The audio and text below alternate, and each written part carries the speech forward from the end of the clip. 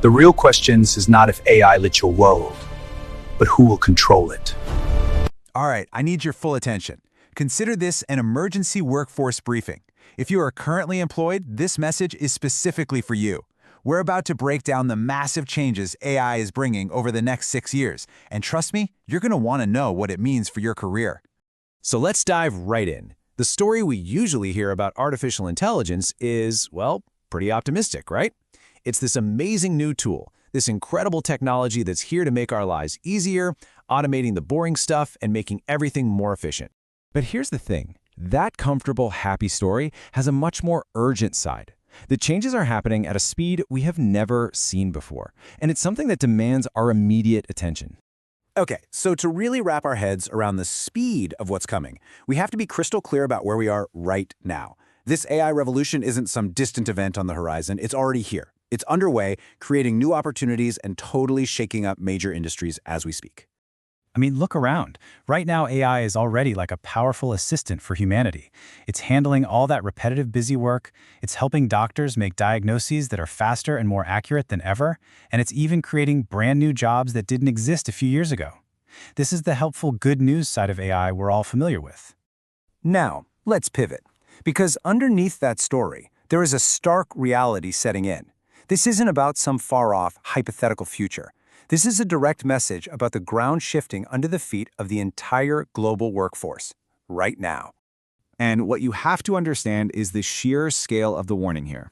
AI safety expert Dr. Roman Yampolsky. He isn't talking about a mild recession or a few lost jobs.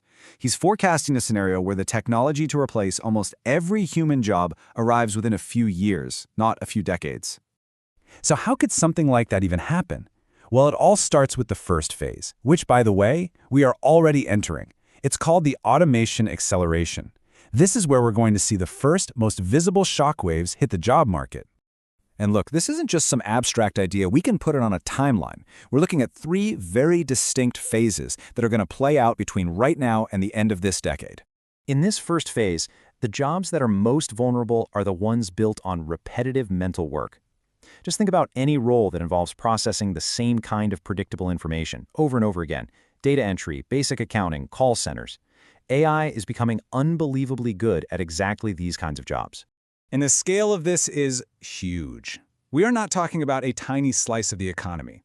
We're looking at analysis from major players like McKinsey and the World Economic Forum, and they're suggesting that anywhere from 20 to 40% of tasks across tons of industries could be automated. I really need this point to land. This is not speculation anymore. It's not a movie. The automation of cognitive work is happening right now, and the pace is only picking up steam. And that brings us to the second phase, from roughly 2026 to 2028. We call this the Great Skill Disruption. This is where AI moves past the simple, repetitive stuff and starts to impact more skilled, entry-level professional jobs. You're going to see massive changes in how companies are structured. These AI co-pilots will start doing the work that junior employees used to do. This means companies will hire way fewer people for entry-level spots and instead rely on smaller, super productive teams that are powered by AI. This is the key lesson for this phase. It all comes down to one thing: predictability. If the steps and rules of your job can be clearly laid out, then it can be programmed. And if it can be programmed, it probably will be automated. And all of this leads to the third and final phase, the adaptation divide. By 2028, 2 very different paths are going to emerge for workers.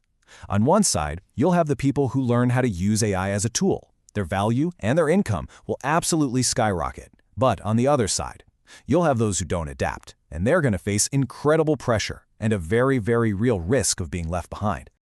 So, faced with this timeline, with this coming divide, what can you actually do?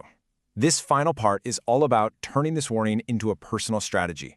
It's about how you can navigate everything that's coming. Let's just tackle the biggest fear head on. After hearing all of this, does it mean that massive, widespread job loss is basically a guarantee? No. The real risk here isn't some unavoidable catastrophe. The real risk is simply being unprepared for a shift that we can see coming. This isn't about fate, this is about preparation. So, how do you prepare? You focus on the skills that AI just can't copy. First, continuous reskilling. It's not optional anymore. You have to think of your career like software that needs constant updates. Second, you have to master working with AI, not competing against it. Learn to be the pilot, not the passenger. And then we get to the really human stuff. True creativity, connecting ideas in new ways.